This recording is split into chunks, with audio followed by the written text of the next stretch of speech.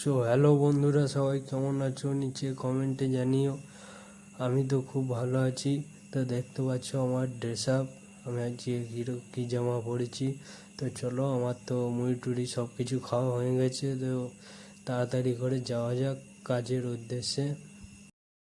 তো বন্ধুরা কি বলবো, আজকে আমার উঠতে একটু লেট হয়ে গেছিলো, তাই তাড়াতাড়ি করে আমাকে সাইকেল চালিয়ে যেতে হয়েছে। তাই ঘেমে আমার দেখতে পাচ্ছ চোখ মুখে কি অবস্থা হয়ে গেছে। তো চলো তাড়াতাড়ি করে যাওয়া যাক। তো বন্ধুরা, কাজে যেতে যেতে এক অপরূপ দৃশ্য আমি দেখলাম, যে দণ্ডি কেটে কেদারনাথ যাচ্ছে।